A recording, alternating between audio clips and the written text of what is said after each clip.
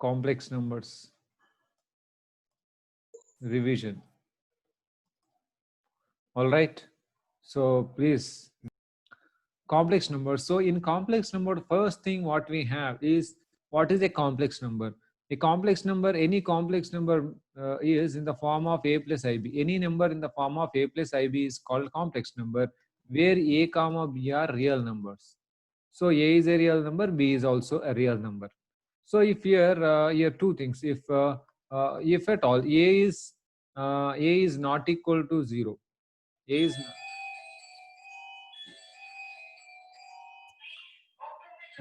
if at all a equal to 0, then what we say, then z is purely imaginary. Purely imaginary. Understand? So now if at all b is not equal to, oh sorry, if a equal to 0, it's purely imaginary. So here b equal to 0. If b equal to 0, then z is called purely real. Okay, right? If you understand now, b is not equal to 0. Understand, b is not equal to 0, I am saying. B is not equal to 0, then z is imaginary. Z is imaginary. Okay, that b is not equal to 0, a equal to 0, purely imaginary. B not equal to 0, a is also not equal to 0, that's imaginary. So it means you should understand here, very clear difference is there. All the complex numbers are not imaginary. All the complex numbers are not imaginary. So but all the imaginary number, that means what? Complex numbers, and now this complex number c, this complex number c has two parts. What is that? One is real and another is imaginary, or imaginary. Real and imaginary together, or non-real. Non-imaginary is nothing but non-real. So real and non-real. Non-real means imaginary. Together we call complex number. Complex number means even a real number also complex number. 5 is also complex number. Okay, anyway. So now when you define complex number, then addition of now what are the operations on complex numbers? So one is addition, subtraction, multiplication, division. So when multiplication exists, z1 into z2 exists, then automatically z1 into z, that is z square, also exists. That means z to the power of n also exists. So z to the power of n also exists. And not only that, when z square exists, square root of z also exists, and z to the power of 1 by n also exists. These all exist. That means whatever exists in real numbers, whatever operations apply on real numbers can also apply on complex numbers. But here a very important note is there. Note number one is okay, in complex number there is no comparison between two imaginary numbers. So that means we can't compare. This is important. We can't compare two imaginary numbers. We cannot compare two imaginary numbers. What does it mean? You can't say 2i is less than 3i. This is wrong. You can't say this. This is wrong. Okay, this is what is wrong. Okay, that means here actually in if at all you see in real numbers, there is a property called property of law of trichotomy. That means when two real numbers are given, x comma y, two real numbers are given, so in between x is less than y, or x is greater than y, or x is equal to y must exist. So here law of trichotomy, that means out of three, one symbol must exist. Two real numbers can be compared. So when two real numbers are there, so one real number is either less than the other, or greater than, or equal to. But whereas in complex numbers or imaginary, especially imaginary numbers, two imaginary numbers we cannot compare. That means here you can say here, let's say ai plus b, or a plus bi, whatever, so equal to 2 plus 3i. Then this one you can say, if two complex number, two imaginary numbers are equal, then real parts are equal and imaginary parts are equal. That is b equal to 2 and a equal to 3i. A equal to 3, sorry, a equal to 3. You can say this one. This one you can say. So this is number one point. Number two is, note number two is, root of minus 1 is what is I, root of minus 2 is what, I root 2, root of minus 3 is what is I root 3, and so on. Okay, that means here root of minus, let's say minus 4, root of minus 4, what we write is root minus 1 into root 4. That you can write, that is 2I. You can write this one, but here one but is there. What is that? So can we write? So this is there. No, for example, we have minus 2 into minus 3 is there. Can we write like this? Minus root 2 into minus root 3. That is I root 2 into I root 3. This is wrong. So this is what is wrong. You can't do this. This is wrong.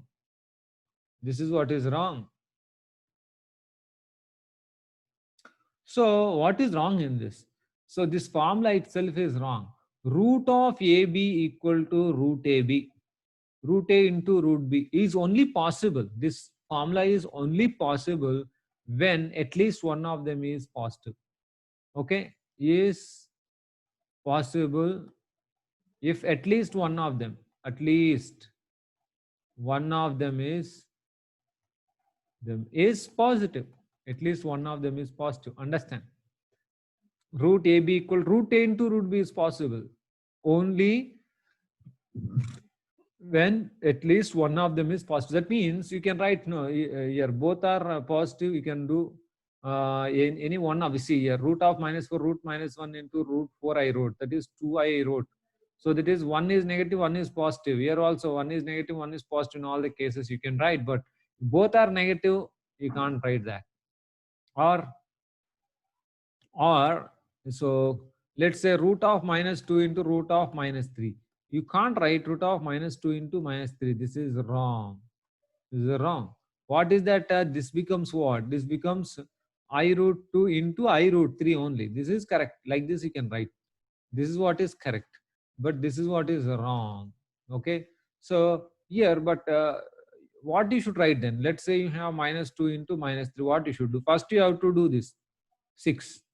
This is what is correct. Root 6 is correct. So that you must understand. So 2 notes I told. So all right. So then we'll go to next point. So here I to the power of 4n. I to the power of 4n is 1. I to the power of 4n plus 1 is I. That is I to the power of 4n is always 1. Therefore, I to the power of 4n plus 2 is I square minus 1. I to the power of 4n plus 3 form is I cube minus I. So this is what you need to also remember. Okay, so this is about I, and then okay, these are the basics. And okay, so we are going to see now. So in complex numbers, we need to learn 3 things. So here only just what I told, introduction only I told. Introduction only I told. No?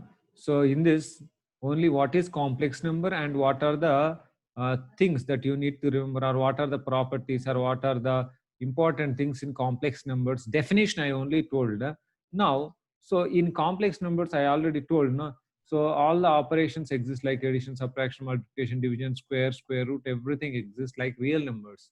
Okay, so then in complex numbers you need to learn 3 things. Number 1 is conjugate of a complex number. Conjugate of a complex number. So now let's say z equal to a plus ib is there. You know its conjugate is z bar equal to a minus ib. Okay, or let's take z equal to 2i minus 3. Its conjugate is, carefully you should understand, its conjugate you have to change before I. Imaginary part you have to change. That is, z bar becomes minus 3 minus 2i. You should understand this point. Okay, all right. So now, okay, this is conjugate of a complex number. And here properties. So properties, what are the properties of conjugate of a complex number? So here, so before going to conjugate of a complex number, what is actually geometrical meaning of this conjugate of a complex number? So now let's say This is let's write 2 comma 3. Okay, 2 comma 3 I am writing 2 comma 3. So its conjugate 2 comma 3, let's say it is making angle theta, its conjugate will be here.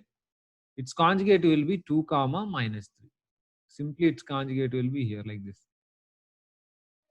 This will be minus theta. So this is what is conjugate. Let's say here, let's say now its conjugate is the conjugate of this means 2 minus 3i. Conjugate of 2 plus 3i is 2 minus 3i. 2 plus 3i is here, 2 minus 3i is here.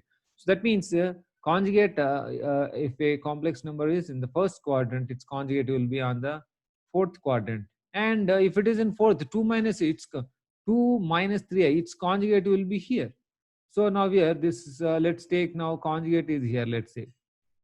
Conjugate is this, it's a complex number is here. Its conjugate will be here. Its conjugate will be here. So let's take this is, let's take this is something like minus 3 comma minus 2. Then its conjugate will be here. Conjugate will be here. This will be, conjugate will be here, and this will be, and this will be minus 3, sorry, plus 3, no, this is yeah, minus 3, I'm sorry, minus 3 minus 3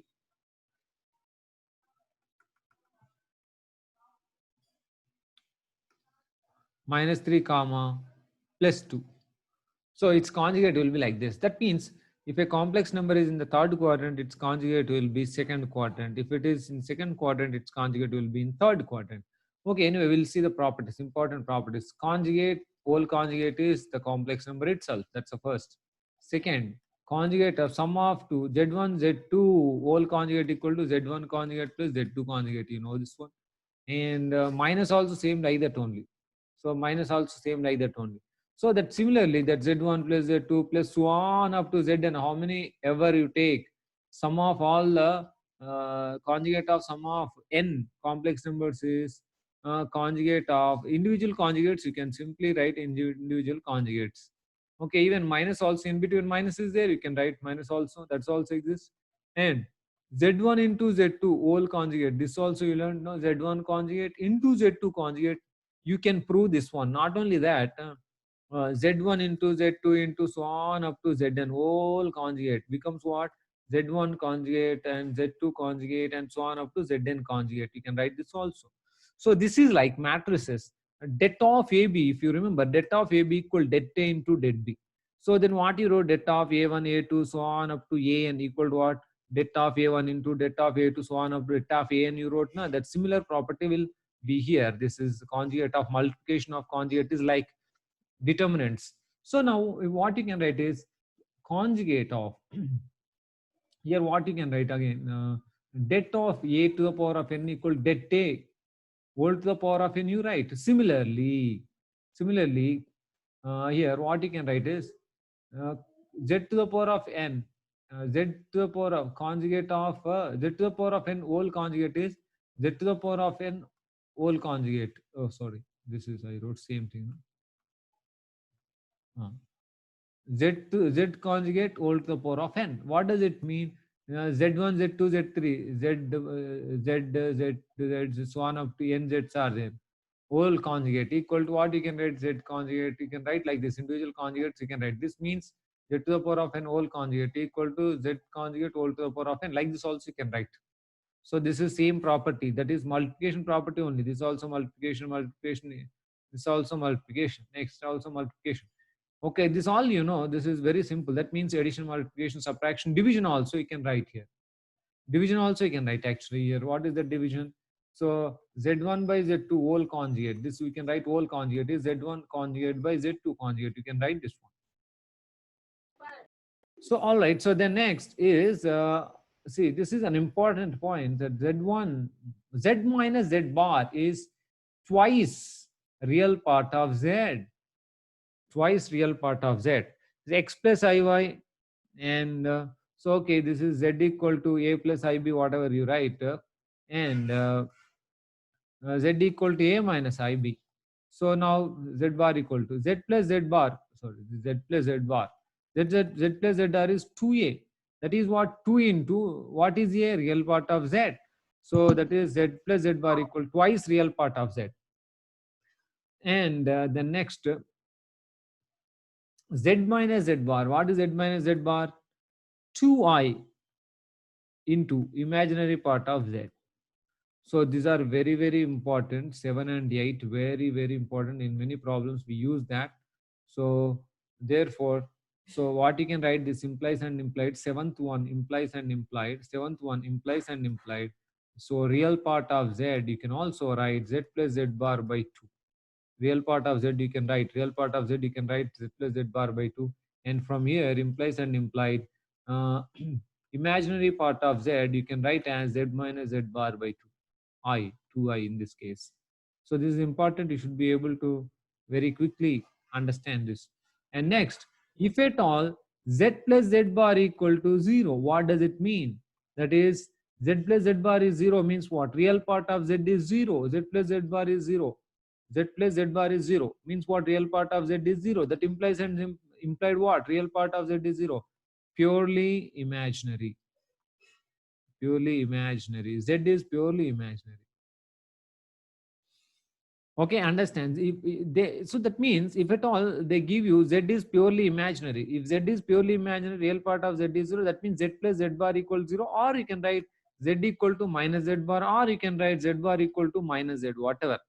Z bar equal to minus z, or z plus z bar equal to 0 means purely imaginary. So sometimes they will give you in the problem purely imaginary. Then you should be able to use this condition. Okay, so then next, z minus z bar 10. Z minus z bar equal to 0, or this one is z equal to z bar means what? That means the imaginary part of z is 0, or that implies and implied what? Z is purely real. Z is purely real. Z is purely real. So that means if whenever z is purely real, then you should understand imaginary part of z are purely real means z equal to z bar. What does it mean? 2 is purely real. 2 bar equal to 2 only, na? 2 bar equal to 2. That's what I wrote. If z is purely real, z equal z bar only, na? 2 bar equal to 2 only. If z is purely imaginary, let's say purely imaginary, that equal to what? Its bar equal to what? Minus 2i. Minus 2i. This z bar equal to minus z. So if it is purely real or purely imaginary, that is purely imaginary. Hope you understand this one.